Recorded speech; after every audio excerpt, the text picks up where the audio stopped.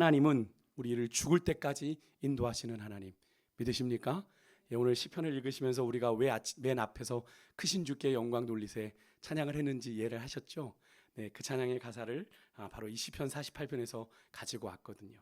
저는 오늘 이 봉독해올린 시편의 말씀을 가지고 주님이 임재하여 다스리시는 인생으로 라는 제목으로 여러분과 좀 잠시 말씀을 나누겠습니다. 오늘 우리가 함께 읽은 이 시편 48편은 하나님이 임재하고 계시는 그 도성, 그 성의 아름다움과 그 성을 위대하게 만드시는 하나님의 역사를 찬양하고 있습니다. 일부 학자들은 우리가 지난번 시편 44편 수요일에 살펴봤던 것처럼 이 시가 그 시도 그 사건을 배경으로 하고 있다고 말씀을 드렸는데, 오늘 이 시편 48편도 일부 학자들은 히스기야 시대의 아수르 왕 사네립이 침공해 와서 그 남왕국 유다 성읍을 뽕뽕 포위하고 있었을 때 하나님의 사자가 밤밤에 하나님의 사자를 보내서 18만 5천의 대적을 물리치신 그 사건을 배경으로 하고 있다라고 얘기도 하긴 합니다만, 우리가 오늘 읽으면서 느끼셨겠지만 정확한 역사적 배경을 짐작할 수 있는 정확한 표현은 이 시에 등장하지 않습니다. 그러니까 그렇게 미루어 짐작해 볼 뿐인데요, 저는 오늘 이 시편 48편에 나타난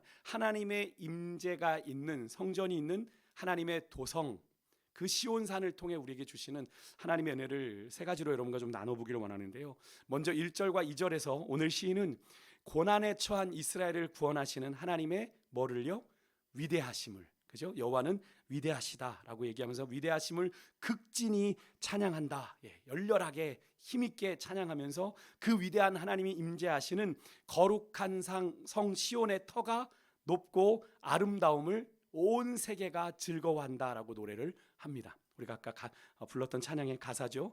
여기 보면 하나님의 성, 거룩한 산, 그리고 큰 왕의 성, 북방에 있는 시온산, 이게 다 같은 겁니다. 같은 의미예요. 어디를 말하는 겁니까? 하나님이 임재하여 계신 성전이 있는 시온산을 말하는 거죠.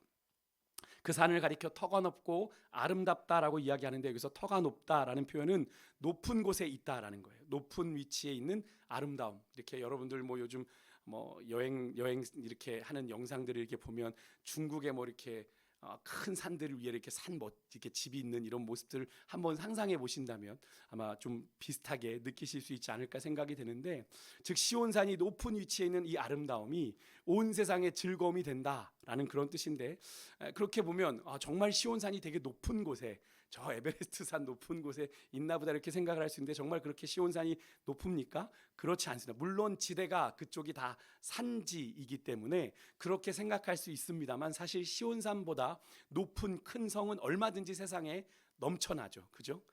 당장 시온산 주변만 봐도 시온산이 가장 높은 산등성이가 아닙니다. 그리고 그렇다고 이 시온산이 물론 천의 요새이기는 했습니다만 난공불락도 아니었습니다. 그죠? 난공불락이었다면 이스라엘 백성들이 그렇게 침략을 당할 일이 없었겠죠. 우리가 이스라엘의 역사를 보지만 수많은 외세에 아수르, 애굽, 바벨론, 에돔, 암몬 이런 외세의 침략을 받아 노략질을 당했던 이 시온성을 아름답다고 표현하는 것도 그렇게 어울리는 표현이 아닌 것 같아요. 그런데 왜 시인은 이 시온성을 가리켜 아름답다고, 터가 높고 아름답다고, 그것을 온 세상이 즐거워한다고 표현하는 걸까요? 시인은요, 누구에게 주목을 하냐면 오직 이 성에 임재하여 다스리시는 분에게 그의 시선을 주목하고 있습니다. 2절에 보십시오. 그분은 어떤 분이라고 소개하냐면 큰 왕이라고 소개합니다. 큰 왕은 1절에 어떤 하나님이에요? 위대하신 하나님. 그죠? 3절에 보니까 그 위대하신 하나님의 임재만 있으면 그 시온성은 그 어떤 환난과 역경에도 안전한 성이 되고 안전한 요새가 된다라는 거예요. 별 볼 일 없고 그리 보잘것 없었던 존재였던 이 시온산이 주님이 그 가운데 임재하여 계심으로 말미암아 완전히 다른 존재가 되는 거죠. 하나님의 임재가 있고 없고의 차이가 그렇게 다르다는 겁니다. 마찬가지죠. 하나님의 자녀된 우리가 하나님의 온전 임재로 존귀한 주의 자녀가 되는 것처럼, 그죠? 무엇이든 하나님과 연결이 되면 하나님으로 인해 그 가치가 달라지게 되고 그 가치가 높아지게 되는 거예요. 그래서 요한복음 15장 15절에 보면 예수님께서 이런 말씀을 하셨어요. 우리 같이 한번 화면을 보고 좀 읽어볼까요? 같이 읽습니다. 시작. 이제부터는 너희를 종이라 하지 아니하리니 종은 주인이 하는 것을 알지 못함이라. 너희를 친구라 하였노니 내가 내 아버지께 들은 것을 다 너희에게 알게 하였음이라. 아멘. 우리 믿음의 사람들을 향하여 예수님께서 그리스도 안에 거하는 존재로, 요한복음 15장은 그런 말씀이 앞에 나오잖아요. 너희가 내 안에, 내 말이 너희 안에, 그죠? 거하는, 그런 교통하는 존재로, 그리스도 안에 거하는 존재로 주의 뜻을 따르며 사는 자들을 향해서 예수님께서 나는 너희를 더 이상 종이라고 부르지 않을 거야. 너희들을 뭐라고 부른다고요? 친구라 부르겠대요. 네. 그리스도인들은 그 안에 계신 하나님으로 말미암아 존재가 바뀌어진 자들이죠. 그죠? 보배롭고 존귀해진 자들이 바로 그리스도인들인데, 여러분 종이로 만든 상자라도 그 안에 아주 값진 존귀한 보석을 담고 있으면 그것은 뭐가 됩니까? 단순히 종이 상자가 아니라 보석함이 됩니다. 그죠? 하지만 그릇의 재질이 아무리 멋진 크리스탈, 빛이 막 영롱하게 나는 크리스탈이라도 그 안에 담뱃재가 들어있으면 그것은 뭡니까? 잿더리입니다. 그죠? 잿더리인 거예요. 아무리 크리스탈로 되어 있어도 그릇의 가치는 어디서 나오냐면 그것이 담고 있는 것에서 결정이 되는 거거든요. 여러분 오늘 시편에서 이 시온성이 거룩하고 아름다운, 터가 높고 아름다운 이유가 이와 같습니다. 그 시온산은 놓고 봤을 때, 액면 그대로 놓고 봤을 때는 그렇게 터가 높고 아름다운 것이 아니에요. 하지만 그 안에 누가 임재하여 계심으로, 위대하신 하나님이 임재하여 계시기에 그것은 아름답고 거룩한 성인 줄 믿습니다. 거룩하신 하나님이 거하시는 곳은 모두 거룩하게 됩니다. 기생 라합 같은, 여러분 수로보니게 여인 같은, 맹인 바디메오 같은 죄 많은 우리 인생도 하나님을 우리 안에 온전히 모실 때 어떤 존재가 되는 거예요? 거룩하고 존귀한 존재가 되는 거죠. 여러분 믿으십니까? 오늘 이 밤 그렇게 주의 임재하심으로 여러분의 존재가 바뀌었구나, 내 안에 계신 주님으로 말미암아 내가 새로워졌구나, 이것을 분명히 깨닫고 믿고 확신하는 그런 우리 주님으로 충만한 밤 되시기를 주의 이름으로 축복합니다. 우리는 아무것도 아니에요. 내 안에 주님이 거하여 계심으로. 그래서 예전엔 내가 주인 되었지만 이제는 주님이 내 삶의 주인 되어 나를 다스려 가심으로 우리는 다른 존재가 되었다라는 것. 두 번째로 오늘 본문 4절에서 6절에 보니까 이런 거룩하신 하나님의 임재가 그 아래, 그 임재 아래 사는 성도들에게는 즐거움이요 찬양할 이유가 되지만 그들의 대적들에게는 공포와 두려움이 된다라는 걸 이야기합니다. 세상의 왕들이 여러분 하나님을 대적하기 위해서 모였어요. 그죠? 동맹을 맺고 육노뿐 아니라 7절에 보니까 다시스의 배라는 표현도 나오는 거 보니까 이들이 육노와 해상으로 전방위로 공격을 해오는 겁니다. 시온성을 향해, 그죠? 시온산을 향해. 이 막강한 대적들의 세력은 하나님이 임재하시는 하나님의 백성들 앞에서 5절에 보니까 어떻게 되었다고 그래요? 보고 놀라고 두려워 빨리 지나갔도다. 여러분 한번 따라해 보시겠어요? 보고 놀라고 두려워 빨리 지나갔도다. 여기에 4개의 동사가 사용됐어요. 보고 놀라고 두려워하여 빨리 지나갔다. 여기에 보면 하나님의 임재를 마주한, 그냥 시온선만 봤을 때 만만하게 봤는데 그 안에 임재하고 계신 하나님을 보는 순간, 그죠? 대적들이 놀라는 모습을 표현한 겁니다. 먼저 보고 다음은 놀랐는데 이 놀람은 그냥 잠깐 이게 아니에요.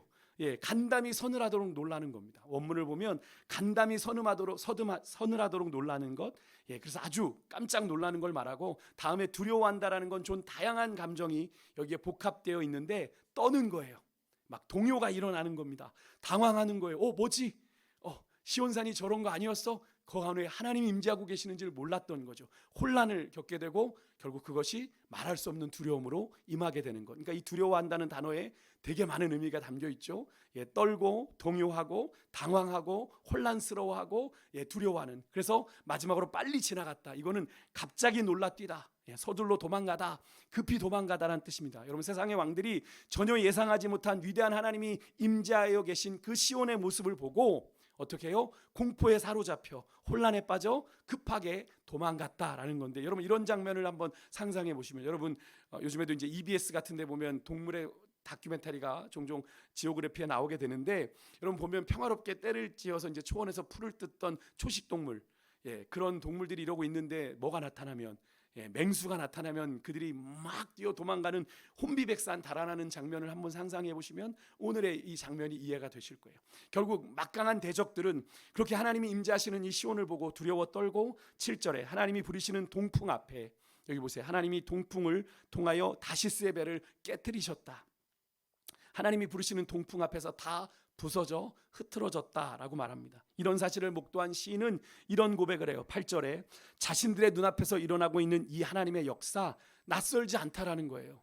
왜 그럼 이미 그들의 조상 때부터 들어왔던 역사에 재현이다라고 느낀다는 거예요. 8절에 보십시오. 우리가 어떻게 한 대로 들은 대로, 우리가 들은 대로 우리 하나님의 성에서 하나님의 역사를 우리가 보았나니, 이렇게 얘기하는 겁니다. 그러니까 우리가 일찍이 이 시인과 이 공동체가 조상들로부터 하나님이 베푸신 출애굽의 역사부터 그런 역사들을 친히 들었는데, 그 역사를 지금 그들의 현장에서, 그들이 임재하시는 시온성에서 그 하나님의 역사를 지금 목도하고 있다라는 것을 고백하는 믿음의 고백인 거예요. 그러니까 이 하나님의 역사는 단회적인, 일회적인 역사가 아니라 영원한 하나님의 역사이십니다. 역사를 초월해, 시간을 초월해, 공간을 초월해 하나님은 과거 우리 조상들에게 역사하셨던 그 하나님이 지금도 우리 가운데 역사하고 계시는 하나님은 앞으로도 영원히 우리 가운데 역사하실 하나님이십니다를 고백하고 있는 거예요. 여러분 믿으십니까? 여러분 로마서 10장 17절의 말씀대로 믿음은 어디서 나는 거예요? 들음에서 나는 거예요. 그들이 조상들에게 누구에 대해서 들었어요? 하나님에 대해서 들었어요.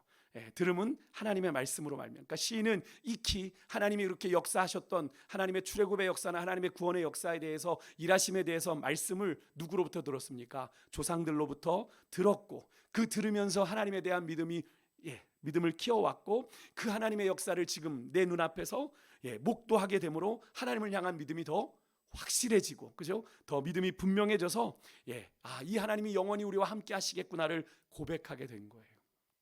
여러분 믿음의 눈은요, 그냥 우리에게 보여지는 육신의 눈으로 보는 게 아니라 우리를 도우시는, 우리를 위하여 일하시는, 우리를 위하여 싸우시는 하나님의 능력의 손길을 보게 하는 줄 믿습니다. 여러분의 삶에 다 보이는 게 전부가 아니란 말이에요. 믿음의 눈을 들어 보십시오. 저는 오늘도 예배 준비하고 이렇게 딱 오면서 정말 우리 요즘에 이제 주중 예배 드리시려고 많이 성도님들 노력하고 계시는데, 예배 오지 못하게 하려고 역사하는 사단의 권세가 엄청 많아요. 그런 생각이 들었어요. 제가 어떤 집사님께 그런 고백을, 우리 교회가 모여서 예배하고 기도하면 사단이 정말 안 좋아하는 것 같다고. 그죠? 어떻게든 막으려고 하는. 왜? 우리가 모여 예배하고 기도하면 하나님의 역사가 나타나니까 사단은 어떻게든 막는 거죠. 그죠? 역사가 나타나지 않을 건 사단도 건드리지 않아요. 게으른 성도는 사단도 안 건드려. 왜냐하면 내비둬도 하나님의 역사가 나타나지 않으니까. 그런데 하나님 앞에 열심을 품고 달려가려는 사람은 반드시 발목을 잡거든요. 여러분 오늘 이 밤에 정말로 사단의 역사가 그렇게 있는 만큼 하나님의 역사도 더 크게 임하는 줄 믿습니다. 우리 눈에 보이는 것으로만 판단하지 마시고, 믿음의 눈을 열 때 하나님이 일하고 계시는 것, 하나님이 역사하고 계시는 것, 하나님이 우리를 위하여 싸우고 계시는 그 하나님의 능력의 손길을 우리가 오늘 이 밤에 보게 될 줄 믿습니다. 여러분의 믿음의 눈을 여시는 그런 은혜가 있기를 주 여러분을 축복합니다. 때로는 우리 육신의 눈에, 우리가 눈에 보이는 이 세상의 강력한 세력이 우리를 한없이 초라하게 만들 때가 있어요. 믿음이 있다고 하는데, 그죠? 내가 막상 막닥뜨리는 환경과 상황을 놓고 보면 한숨이 나올 때가 있죠. 내가 감당할 수 있을까? 내가 이겨낼 수 있을까? 내가 잘해낼 수 있을까? 여러분 그런데 여러분 그 자리에 우리 하나님이 함께 하시면 우리는 두려워할 것이 없는 줄 믿습니다. 여러분 두려움은 뭐의 반증이냐면 우리가 하나님의 부재를 느끼고 있다는 증거예요.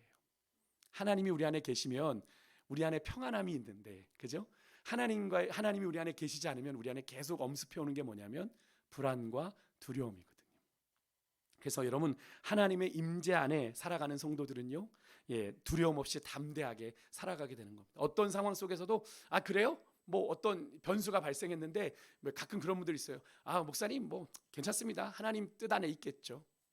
하나님이 하실 일들을 믿습니다. 아까 우리가 찬양했잖아요. 예수로 충만하면 내 계획이 틀어져도 주의 계획을 믿기 때문이다. 이렇게 고백을 하지 않습니까? 하나님이 내 안에 충만한 사람은 인생의 변수가 와도, 내가 예상한 대로 인생이 흘러가지 않아도 염려하고 걱정하지 않아요. 어떻게 하지 하지 않아요.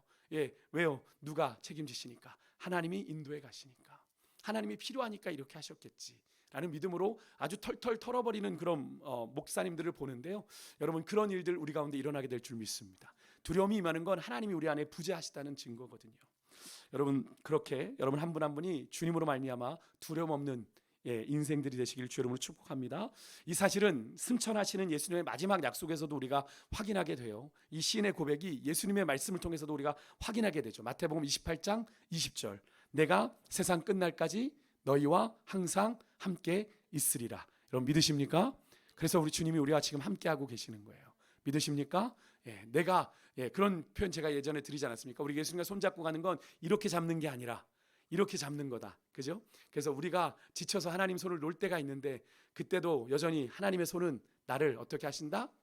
붙들고 계신다. 나는 힘들어서 주님 못하겠어요. 손을 놓을 때가 있는데 하나님은 여전히 그 손 붙잡고 이끌고 가고 계시다. 네. 여러분, 하나님이 임재하셔서 함께하는 인생, 하나님이 임재하셔서 주인 되시는 교회 절대로 흔들 수 없는 줄 믿습니다. 잠시 잠깐 요동할 수는 있어요. 하지만 무너지지 않는 줄 믿습니다. 하나님의 임재로 사는 인생, 하나님의 역사로 반드시 승리하게 됨을 믿으시길 바랍니다. 끝으로 하나님의 임재를 분명하게 경험한 시인이 뭘 고백하냐면 9절에 보니까 온 공동체가 주의 성전에 모여 하나님의 임재하심을 생각했대요. 하나님의 임재하심은 하나님의 사랑이라고도 표현할 수 있고 하나님의 선하심이라고도 얘기할 수 있는데, 여기서 생각은 묵상하는 겁니다. 하나님이 우리에게 어떤 은혜를 베푸셨는지, 하나님의 은혜를, 여기서 하나님의 임재하심은 그거잖아요. 하나님이 이스라엘을 위해 베푸신 구원의 역사들을 생각했다는 것. 되새김질하면서 하나님 우리에게 이런 구원의 은혜를 베푸셨지.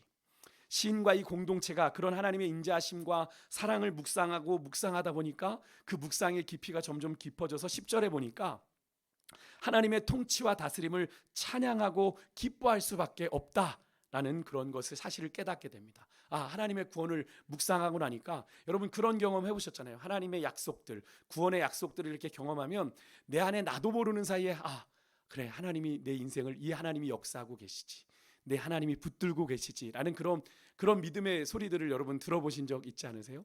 말씀을 묵상하면서, 그죠? 하나님의 일하심에 대해서, 하나님이 역사하셨던 그 사건들을 우리가 묵상하다 보면, 그것을 깊이 묵상하고 있다 보면 하나님의 그 인자심이 내 심령을 이렇게 덮는 걸 느껴요.